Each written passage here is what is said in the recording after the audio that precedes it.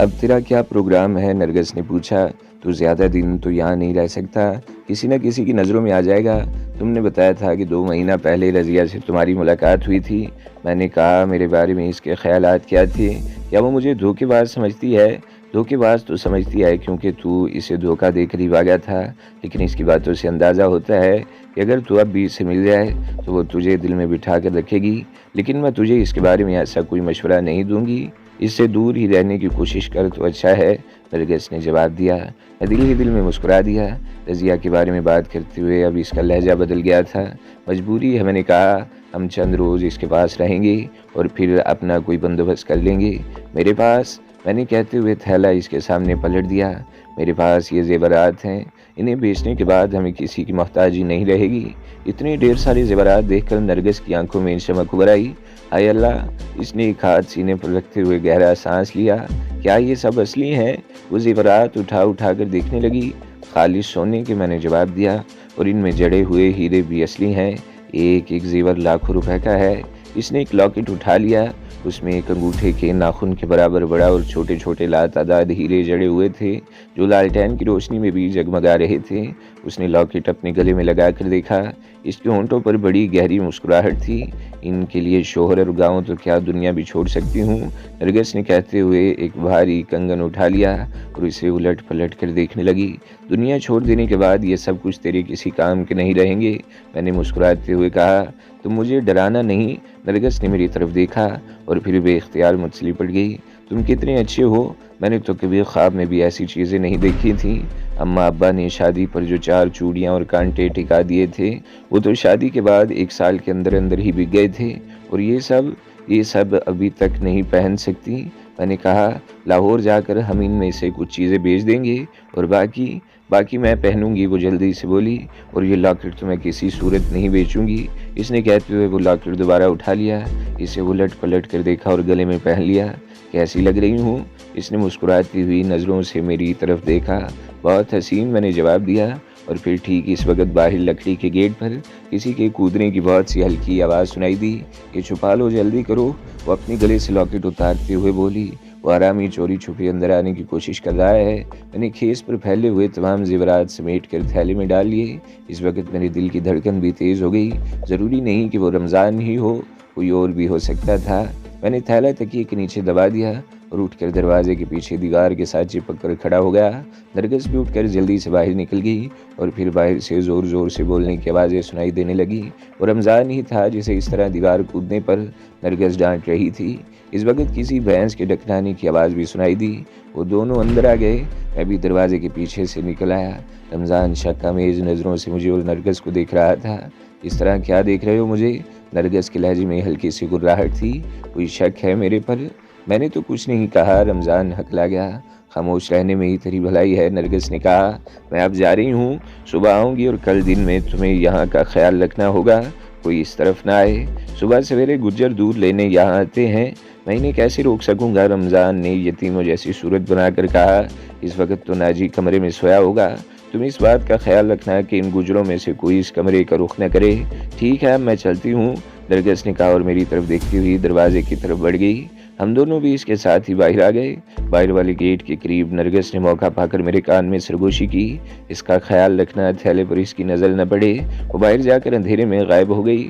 मैं कुछ देर वहाँ खड़ा रहा और फिर कमरे में आ गया। रमज़ान भी गेट बंद करके अंदर आ गया था। बड़ी डाढ़ी औरत है भाई, तुम्हारी ये खालाजाद बहन।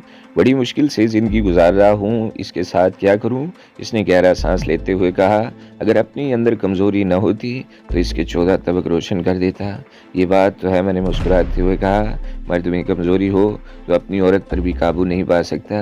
वैसे तुम्हारा ये दांत कैसे टूटा था? पिंड में एक बंदे से लड़ाई हो गई थी, इसने मुक्का मार दिया था। दांत पहले ही हिल रहा था, निकल गया, इसने जवाब दिया। मैं मुस्कुरा कर रह गया। रमज़ान ने कहा, सवेरे बांग वेले गुज्जर भैंसों का दूध निकालने आ जाते हैं। मैं बाहर रहूँगा तो इन्हें अंदर आने का मौका नहीं मिलेगा। वो अपनी चारपाई उठाकर बाहर ले गया। मैंने दरवाज़ा भीड़ दिया और अपनी चारपाई पर लेट गया। थैला मैंने सिरहाने के नीचे दबा लिया। वैसे मुझे रमज़ान से कोई गड़बड़ की तवक्का नहीं थी। मैं कुछ देर तक मच्छरों से बरसरे बेकार रहा और फिर नींद की आगोश में पहुंच गया। अगले रोज़ शाम का अंधेरा फैलने के फ़ौरन ही बाद गाँव से रवाना हो गए। नरगिस ने मेरे साथ कसूर शहर तक जाने के लिए रमज़ान से क्या बहाना किया था, मुझे इसका इल्म नहीं, लेकिन ये बात ज़रूर थी कि वो कुछ चैन-बचैन ज़रूर हुआ था। कसूर शहर वहाँ से 4-5 मील के फासले पर था। इस वक़्त शहर की तरफ से तो रेहड़े, ट्रैक्टर, ट्रालियाँ वगैरह आ ही रही थीं, लेकिन शहर की तरफ जाने वाली कोई सवारी नज़र नहीं आई थी। हम सड़क से काफ़ी हटकर खेतों के साथ-साथ चल रहे थे। जब हम शहर पहुँचे तो एक मस्जिद से इशा की अज़ान की आवाज़ सुनाई दे रही थी। बाज़ार खुले हुए थे, खासी चहल-पहल थी। मेरा दिल इस वक़्त तेज़ी से धड़क रहा था। मैं कई साल इस शहर में रहा था, बहुत से लोग मुझे जानते थे। मुझे यही दड़का लगा हुआ था कि अगर किसी ने मुझे पहचान लिया तो गड़बड़ हो जाएगी। नरगिस एक जनरल स्टोर में दाखिल हो गई।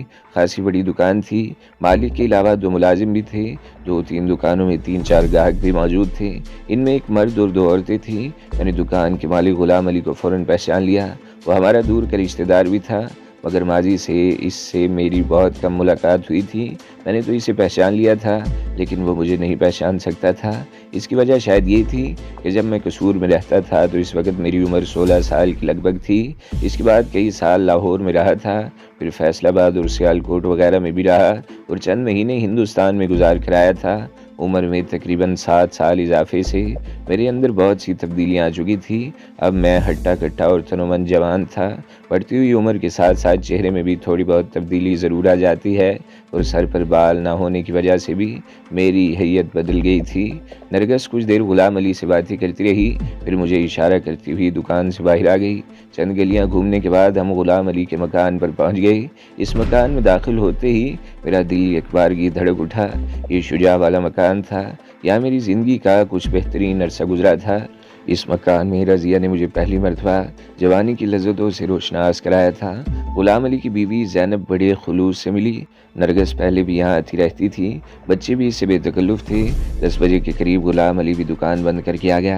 नरगिस ने इसे दुकान पर ही मेरे बारे में ये फर्जी कहानी सुना दी थी कि मैं रायविंड में दूर के किसी रिश्तेदार का बेटा हूँ और ये कि मेरा ज़हनी तवाज़न दुरुस्त नहीं है। मैं आज सुबह जाने कैसे गाँव पहुँच गया था। वो मुझे साथ लेकर आई है ताकि सुबह सवेरे रायविंड जाने वाली ट्रेन पर बिठा दिया जाए। वो रात मैंने अकेले ही गुजारी। सुबह सवेरे नाश्ता करते ही हम घर से निकल खड़े हुए। गलियों से निकलकर चौक पर पहुंचते ही हम रेलवे स्टेशन की बजाय लारी अड्डे की तरफ जाने वाले टांगे पर बैठ गए। नरगिस ने गुलाम अली को बताया था कि मुझे ट्रेन में रायविंड जाने वाले किसी मुसाफिर के हवाले करके वापस आ जाएगी।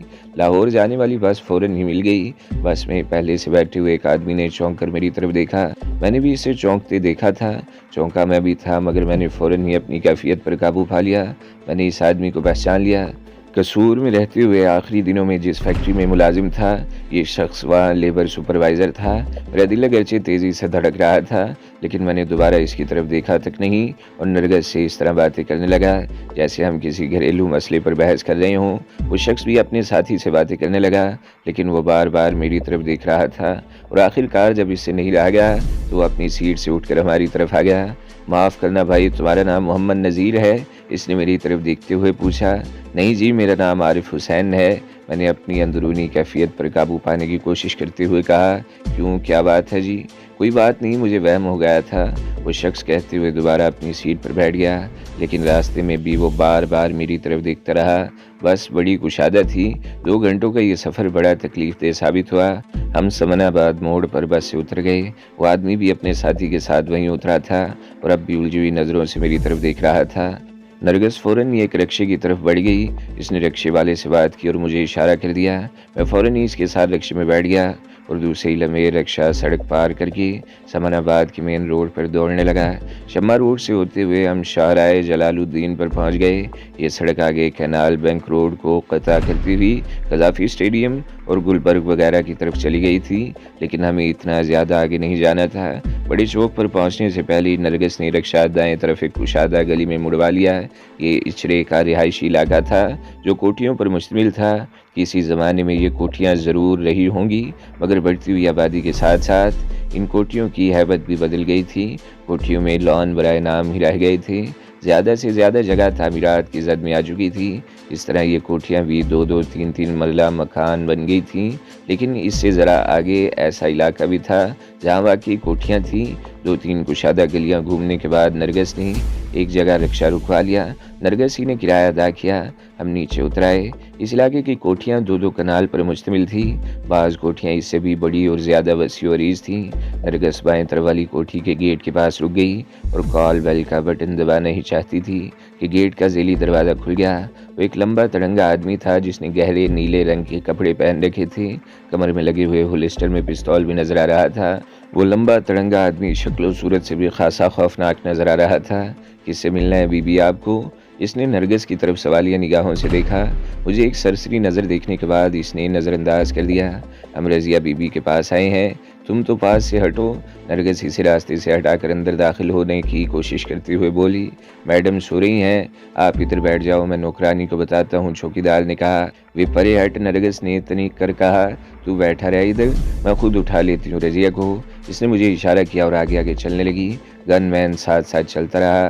वो इसे रोकने की कोशिश कर रहा था। मुझे इससे अब भी नज़रअंदाज कर रखा था। बरामदे में एक अधेड़ उम्र औरत को देखकर चौकीदार इसे मुखातिब करते हुए बोला, इसे रोको नूरी, ये ज़बरदस्ती अंदर घुस रहे हैं। नूरी नाम की इस औरत ने पहले नरगिस और फिर मेरी तरफ देखा। मुझे देखकर इसकी आंखों में उलझन सी तैर गई। फिर वो गनमैन की तरफ देखते हुए बोली, ठीक है तुम जाओ, इसने चौकीदार से कहा और फिर हमारी तरफ देखते हुए बोली, आइए आप लोग अंदर बैठिए, मैं रज़िया बीबी को जगाती हूँ। इसने नरगिस को पहचान लिया था। मेरा ख्याल है 2 महीने पहले रज़िया नरगिस से बहुत अच्छे तरीके से पेश आई थी, इसलिए तो नूरी हमें अंदर ले आई थी।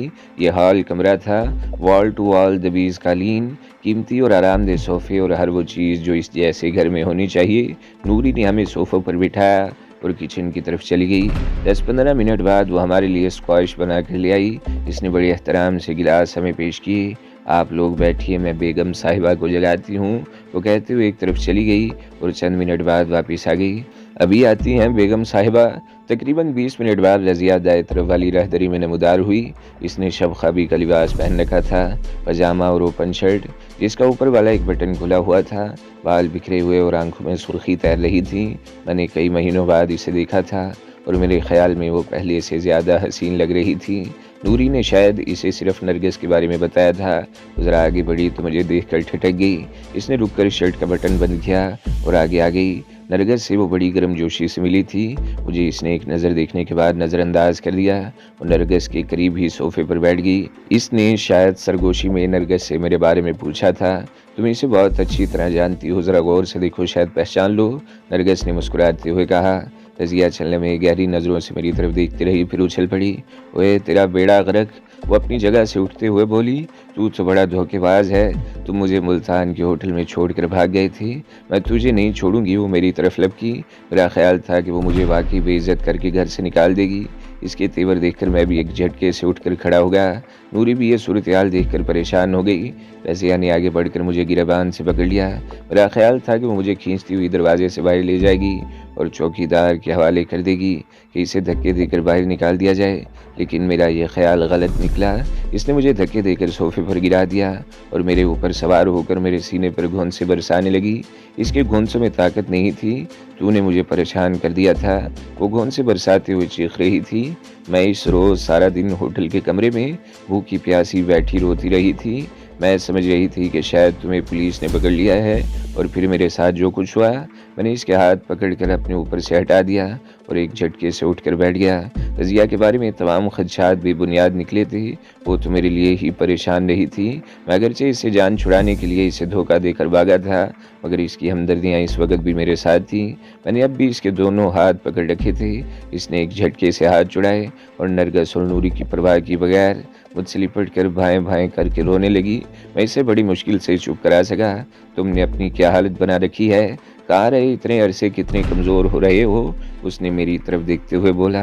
मेरे मुंह से बेख्तियार कहका निकल गया। हालांकि मैं समझता था कि मेरी सेहत पहले से बहुत अच्छी हो गई है। वो यही समझी थी कि मैंने इतना अरसा फाका कशी में गुजारा है, लेकिन अगर इसे ये पता चल जाए कि इतना अरसा ऐशी करता रहा हूँ तो शायद वो अपने बाल नोचने पर मजबूर हो जाए। आओ मेरे साथ आओ। वो मुझे हाथ से पकड़ कर खींचने लगी। पहले अपना हुलिया बदलो, फिर आराम से बैठ कर बातें करेंगी। मैंने नरगिस की तरफ देखा, वो अपनी जगह पर बैठी रही। रज़िया मुझे अपने कमरे में ले आई। बहुत वसी और ईज़ और शानदार बेडरूम था। एक दीवार के साथ शीशे के दरवाज़ों वाला लंबा चौड़ा वार्डरोब था, जिसके निचले हिस्से में ज़नाना कपड़े और ऊपर वाले हिस्से में मर्दाना कपड़े टंगे हुए थे। वो बाथरूम है। रज़िया ने एक अंदरूनी दरवाजे की तरफ इशारा किया। उस वार्डरोब से अपनी पसंद के कपड़े निकाल लो और अपना हुलिया बदलो, लेकिन तुम बाथरूम में जाओ, मैं तुम्हारे लिए कपड़े देखती हूँ। मैंने अपने कंधे से थैला उतार दिया, इधर उधर देखा और फिर थैला वार्डरोब के ऊपर फेंक दिया। छन की हल्की सी आवाज़ उभरी, मगर रज़िया ने शायद तवज्जो नहीं दी। मैं बाथरूम में घुस गया। बाथरूम भी बहुत शानदार था। मैंने कपड़े उतारे और शावर के नीचे खड़ा हो गया। अभी नहा ही रहा था कि दरवाजे पर हल्की सी दस्तक उभरी, फिर रज़िया की आवाज़ आई, मैं कमरे का दरवाज़ा बंद करके जा रही हूँ, तुम बाहर निकल कर कपड़े बदल लेना। तकरीबन आधे घंटे बाद मैं बाथरूम के दरवाजे से झांक कर देखा, कमरे का दरवाज़ा बंद था। मैं तौलिया लपेट कर बाथरूम से बाहर आ गया। बेड पर हल्के आसमानी रंग का शलवार कमीज़ का जोड़ा रखा हुआ था। मैंने कपड़े पहने और ड्रेसिंग टेबल के सामने खड़ा हो गया। 2 दिन का शेव बढ़ गया था। सर के बाल तो थे नहीं कि कंघे की ज़रूरत पड़ती। मैंने ब्रूट की बोतल उठाकर कमीज़ पर स्प्रे किया और कमरे से निकल आया। रज़िया और नरगिस हॉल कमरे में बैठी चाय पी रही थी। मैं भी रज़िया के सामने सोफे पर बैठ गया। मेरे लिए भी चाय आ गई और मैं भी चाय पीते हुए इनकी बातों में शामिल हो गया। दोपहर के खाने तक हम वहीं बैठे रहे और रज़िया नरगिस को एक और कमरे में छोड़कर मुझे अपने कमरे में ले आई। ये सब कुछ कैसे हुआ? ये कोठी किसकी है? मैंने बेड के सामने कुर्सी पर बैठते हुए पूछा। ये एक लंबी कहानी है, रज़िया ने गहरा सांस लेते हुए जवाब दिया। तुम तो मुझे मुल्तान के होटल में बेसहारा छोड़कर चले गए थे और मैं एक बड़ी मुसीबत में फंस गई। होटल वाले मुझसे किराया वसूल करने पर बजीद थे। तकरीबन 3000 रुपये का बिल था। तुम तो मेरे पर्स से भी सब कुछ निकाल कर ले गए थे। 3000 का बंदोबस्त कैसे करती? लाहौर में मेरे बैंक अकाउंट में रकम तो मौजूद थी, लेकिन होटल वाले मेरा एतबार करने को तैयार नहीं थे। इनका ख्याल था कि मैं अपने आशिक के साथ घर से भाग कर आई थी और मेरा आशिक सब कुछ लेकर गायब हो गया और मुझे बेसहारा छोड़ गया, क्योंकि आजकल घर से भागी हुई औरतों और लड़कियों के साथ यही कुछ हो रहा है। इत्तेफाक से इस वक्त एक औरत और एक मर्द आ गए। वो दोनों इस होटल में ठहरे हुए थे। उन्होंने झगड़ा सुना और ना सिर्फ बिल अदा करके होटल वालों से मेरी जान छुड़ाई, बल्कि साइमा नामी इस औरत ने मुझे अपने साथ रहने की भी पेशकश की, जिसे मैंने फ़ौरन ही कबूल कर लिया।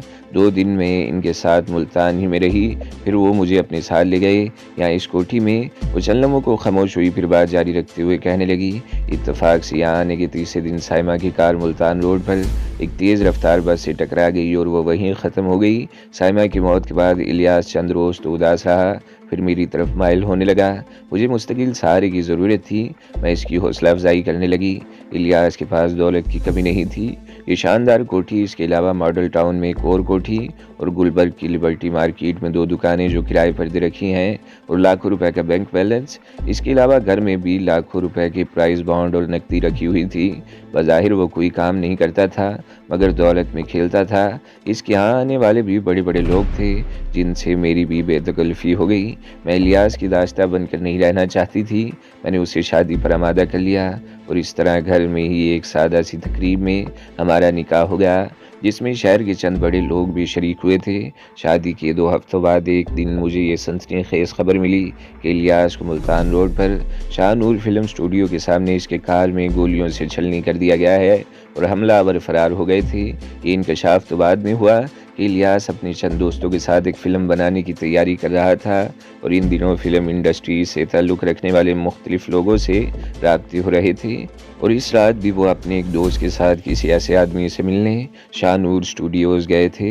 रात 11 बजे के करीब उनकी गाड़ी जैसे ही स्टूडियोज़ के गेट से निकली, पहले से घाव लगाए हुए 2 आदमियों ने क्लाशनकोफ़ों से फायरिंग कर दी। वो दोनों छलनी हो गए।